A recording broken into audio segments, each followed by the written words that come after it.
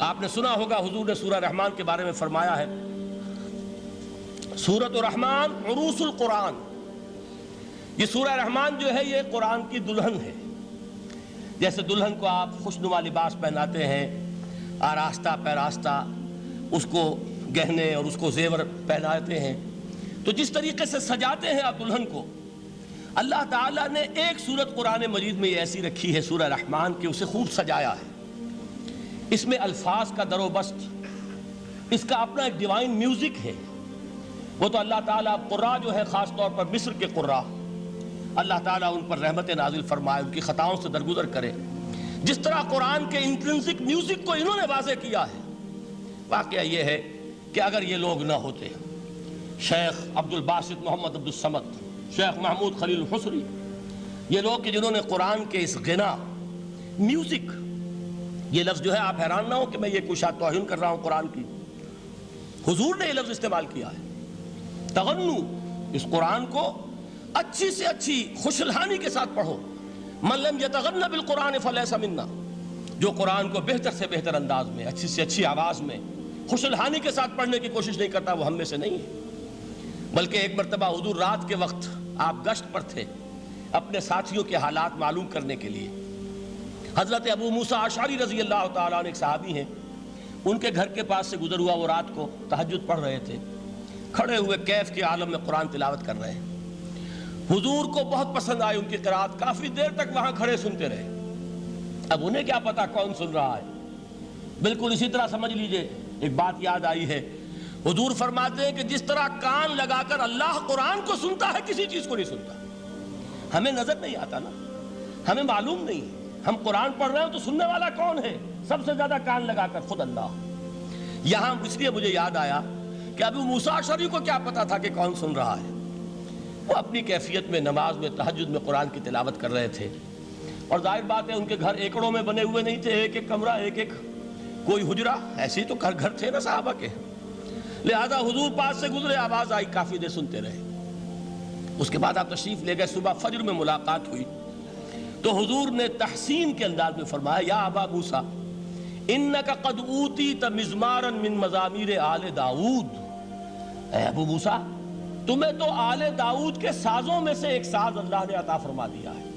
جس طرح حضرت داؤد لہن داؤدی مشہور ہے کہ جب وہ پچھلے پہر رات کو حمد کے ترانے الاپتے تھے، قرآن میں ہے کہ پرندے شامل ہو جاتے تھے ساتھ، اور پہاڑ وجد میں آتے تھے، پہاڑ بھی ان کے ساتھ شریک ہوتے تھے۔ تو جس طرح کا اللہ نے ان کو لہن عطا فرمایا تھا، حضور نے تحسین کے انداز میں فرمایا ہے ابو موسیٰ اشعری، اللہ نے تمہیں بھی آل داؤد کے سازوں میں سے ایک ساز عطا فرمایا۔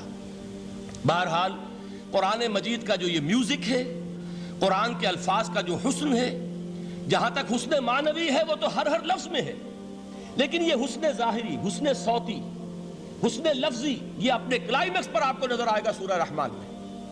لیکن قرآن میں یہ سورت اس اعتبار سے بھی ممتاز ہے، اس کی 4 آیات پر ذرا توجہ کریں گے، عجیب حقائق سامنے آئیں گے۔ جہاں یہ قرآن مجید کے حسن صوت اور حسن لفظی کی معراج ہے، وہیں اس کی پہلی 4 آیات میں 4 چوٹی کی چیزوں کا ذکر ہے، سب سے اونچی چیزیں۔ پہلی آیت کیا ہے؟ الرحمن، ایک آیت ہو گئی۔ رحمان کیا ہے؟ اللہ کا نام ہے۔ کبھی آپ نے غور کیا اللہ کے ناموں میں سب سے پیارا نام کون سا ہوگا؟ رحمان۔ کیوں؟ اس کا مادہ کیا ہے؟ رحمت۔ ہمیں سب سے بڑھ کر جس چیز کی ضرورت ہے وہ کیا ہے؟ رحمت خداوندی۔ نام اچھی طرح سن لیجئے اس حضور کے قول کو۔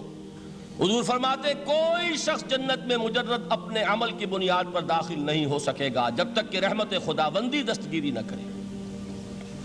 کسی صحابی نے بڑی ہمت اور جرأت کا ثبوت دیا کہ پوچھ لیا، کیا حضور آپ بھی؟ جب آپ نے فرمایا کوئی شخص داخل نہیں ہو سکتا جنت میں محض اپنے عمل کی بنیاد پر جب تک کہ رحمت خداوندی جو ہے وہ دستگیری نہ فرمائے۔ پوچھا گیا کیا آپ بھی؟ آپ نے فرمایا ہاں میں بھی۔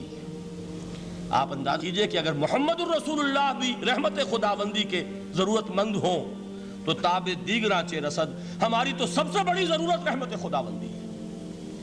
اب یہ رحمت جو ہے قرآن مجید میں اللہ تعالیٰ کی یہ شان 2 الفاظ کے ذریعے سے آتی ہے، رحیم اور رحمان، اور کوئی مادہ نہیں ہے جس سے 2 نام بنتے ہوں اللہ کے۔ لیکن یہ مادہ ہے واحد رحمت کا کہ جس سے رحمان بھی ہے رحیم بھی ہے۔ رحیم صفت مشبہ ہے، رحمت دائم ہو جائے گی، مستقل ہوگی تو رحیم کہیں گے، اور رحمان اس میں رحمت کی ہے وہ شان ہے کہ جیسے ٹھاٹھے مارتا ہوا سمندر ہو، ہیجان کی کیفیت، طوفانی کیفیت، رحمت خداوندی کا طوفانی جوش، وہ ہے رحمان۔ آپ تو رہتے اس علاقے میں ہیں، آپ کو معلوم ہے عرب اگر بھوکا مرا جا رہا ہو تو کیا کہے گا؟ انا جوعان۔ پیاسا مرا جا رہا ہو انا عطشان۔ بہت غضبناک ہوگا غضبان، غضبان آصفہ قرآن میں آیا ہے، بہت غضبناک۔ رحمان جس کی رحمت جو ہے جوش میں ہے، ٹھاٹھے مارتے ہوئے سمندر کے مانند۔ تو یہ اللہ تعالیٰ کے ناموں میں سب سے پیارا نام۔ اب آگے چلیے، الرحمن علم القرآن، رحمان نے قرآن سکھایا۔ رحمت خداوندی کا سب سے بڑا مظہر، رحمان کی رحمانیت کا سب سے بڑا مظہر قرآن ہے۔ ان میں جو منطقی ربط ہے اس کو سمجھتے جائیے۔ اچھا آپ یہ سوچئے، جو علم بھی انسان کو حاصل ہوا وہ کس نے دیا؟ اللہ نے۔ سائنس کا علم کس نے دیا؟ اللہ نے۔ علم آدم الاسماء کلہا، وہ علم الاسماء جو حضرت آدم کو دے دیا گیا تھا ازل میں، یہ اسی کا ظہور ہے، یہ اسی کی ایکسفولیشن ہے جو ہو رہی ہے اور ہوتی رہے گی ابھی۔ اور دوسرے علم ہے وہ کس نے دی؟ اللہ نے دی۔ لا یحیطون بشیء من علمہ الا بما شاء، مخلوق میں سے کوئی اللہ کے علم میں سے کسی شے کا احاطہ نہیں کر سکتا مگر وہ جتنا اللہ دینا چاہے۔ لیکن یہ کہ تمام علوم میں چوٹی کا علم قرآن، نوٹ کرتے جائیے، اب چوٹی کی چیزیں جمع کیجئے۔ اللہ کے ناموں میں چوٹی کا نام رحمان، اللہ نے جو کچھ انسان کو سکھایا اس میں چوٹی کا علم قرآن۔ خلق الانسان، انسان کو پیدا فرمایا۔ سوال یہ کہ حیوانات کو کس نے پیدا فرمایا؟ آسمان کس نے پیدا کیے؟ زمین کس نے پیدا کی؟ فرشتے کس نے پیدا کیے؟ کیا مطلب خلق الانسان؟ اس کی تمام مخلوقات میں اس کا کلائمیکس، اس کی تخلیق کی معراج، اس کے تخلیق کا نقطہ عروج انسان ہے۔ یہ ہے کہ جو مسجود ملائک بنا ہے۔ وَلَقَدْ كَرَّمْنَا بَنِي آدَمَ وَحَمَلْنَاهُمْ فِي الْبَرِّ وَالْبَحْرِ وَرَزَقْنَاهُمْ مِنَ الطَّيِّبَاتِ وَفَضَّلْنَاهُمْ عَلَى كَثِيرٍ مِّمَّنْ خَلَقْنَا تَفْضِيلًا۔ تو تخلیق میں سب سے اونچی تخلیق انسان کی، علموں میں سب سے اونچا علم قرآن کا، اللہ کے ناموں میں سب سے اونچا نام رحمان۔